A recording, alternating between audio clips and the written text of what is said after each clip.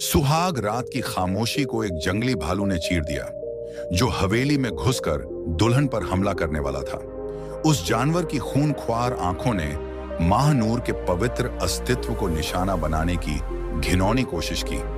रात के सन्नाटे में उस जंगली भालू ने दुल्हन के ईमान को ललकारा, जैसे शैतान खुद आ पहुंचा हो। इस वीडियो को अंत तक देखें, यह आपके दिल को हिला देगी कि क्या यह मासूम दुल्हन इस खौफनाक आजमाइश से अपनी इज्जत बचा पाएगी।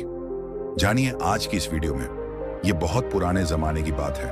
पहाड़ों के नीचे एक छोटा सा गांव था जिसका नाम खैराबाद था।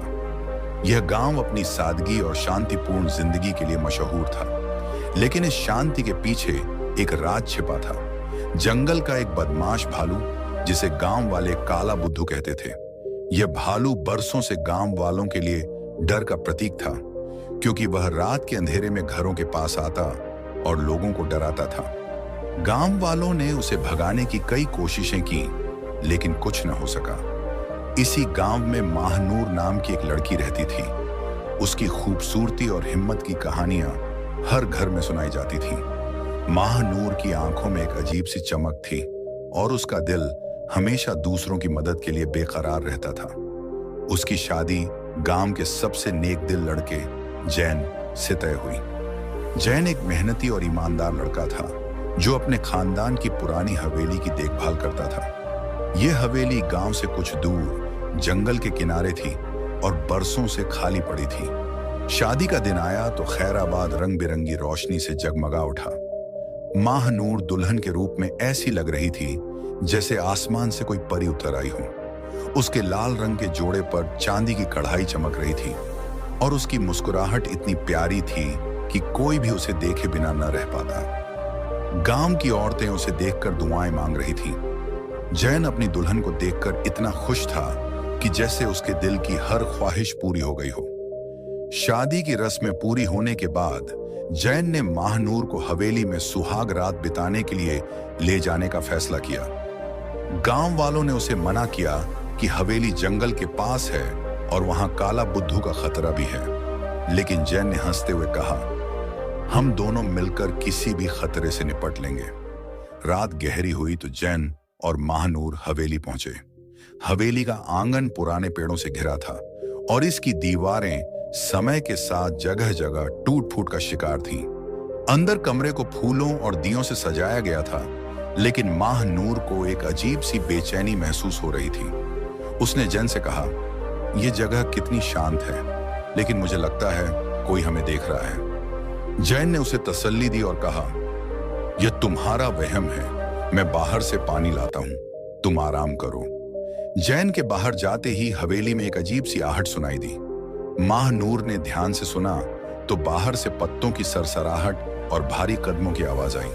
अचानक दरवाजे पर जोरदार धमाका हुआ और लकड़ी का पुराना दरवाजा चूर चूर हो गया। माहनूर ने देखा कि खिड़की से एक बड़ा भालू अंदर घुस रहा था और यह वही काला बुद्धू था जिसकी आंखें लाल थीं और वह गुर्राता हुआ माहनूर की ओर बढ़ रहा था। उसका भारी शरीर कमरे के फर्श को हिला रहा था और उसकी सांसों की आवाज से माहनूर का दिल बेकाबू होकर धड़क रहा था। माहनूर डर के मारे कांप उठी, लेकिन उसने खुद को संभाला। अचानक उसे याद आया कि उसकी नानी ने बताया था कि भालू तेज आवाजों और अप्रत्याशित हरकतों से डरते हैं। माहनूर ने फौरन कमरे का जायजा लिया और उसकी नजर एक पुराने ग्रामोफोन पर पड़ी जो जैन के दादा का था। माहनूर ने हाथ बढ़ाया और ग्रामोफोन चला दिया।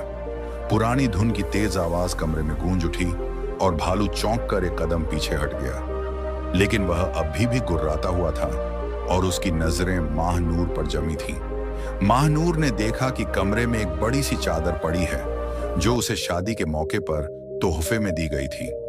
उसने चादर उठाई और उसे हवा में लहराती हुई भालू की ओर बढ़ी, जैसे कोई भूत उस पर हमला कर रहा हो। भालू डर कर दीवार की ओर भागा, लेकिन माहनूर ने हिम्मत न हारी।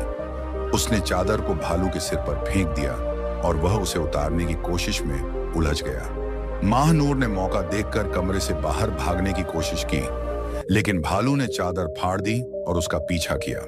हवेली के आंगन में पहुंचकर माहनूर ने देखा कि वहां एक पुराना कुआं है जिसका ढक्कन एक तरफ पड़ा था। उसके पास एक मोटी रस्सी भी थी जो कुएं से पानी खींचने के लिए इस्तेमाल होती थी। महानूर ने फौरन रस्सी उठाई और उसे भालू की ओर फेंका।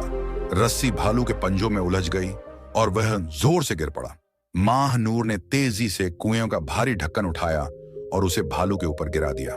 भालू ढक्कन के नीचे दब गया और जोर जोर से चीखने लगा। उसी लम्हे जैन वापस आया। उसने महानूर को आंगन में देखा और भालू को ढक्कन के नीचे फंसा पाया। वह हैरान रह गया और फौरन महानूर के पास भागा। यह सब कैसे हुआ? उसने परेशानी से पूछा। महानूर ने सांस रोकते हुए सारी कहानी सुनाई। जैन ने उसकी हिम्मत की तारीफ की और फौरन गांव वालों को बुलाया। गांव के कुछ जवान आए और उन्होंने मिलकर भालू को रस्सियों से बांधा। एक बुजुर्ग बाबा रहीम, जो जंगल के जानवरों के बारे में बहुत कुछ जानते थे, ने सलाह दी कि काला बुद्धू को जंगल के दूर दराज हिस्से में छोड़ दिया जाए ताकि वह गांव में वापस न आए। अगले दिन गांव वालों ने मिलकर भालू को जंगल के दूर दराज हिस्से में छोड़ दिया। महानूर की हिम्मत की कहानी हर घर में सुनाई जाने लगी।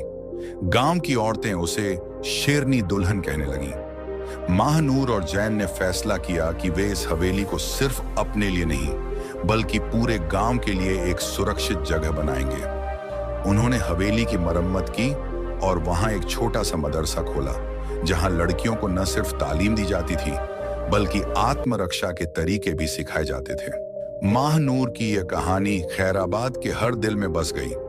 उसने साबित किया कि खूबसूरती सिर्फ चेहरे में नहीं बल्कि हिम्मत, अक्ल और ईमान में भी होती है। जैन और महानूर की मोहब्बत उस रात के बाद और गहरी हो गई और वे दोनों गांव के लिए एक मिसाल बन गए। ये कहानी हमें सिखाती है कि हिम्मत और अक्ल से बड़ा कोई हथियार नहीं जो हर डर को हरा सकता है। डर के सामने डरने की बजाय उसका मुकाबला करना चाहिए। जिंदगी में खौफनाक लम्हे आते हैं, लेकिन अगर आप हिम्मत और अक्ल से काम लें तो कोई भी खतरा आपको हरा नहीं सकता। ईमान दिल को मजबूत बनाता है और हर खतरे से बचाता है। मोहब्बत और बहादुरी मिलकर जिंदगी की हर रात को रोशन कर देती है। अल्लाह ताला हमें अपने हिफ्ज़ व अमान में रखे और हिम्मत अता फरमाए।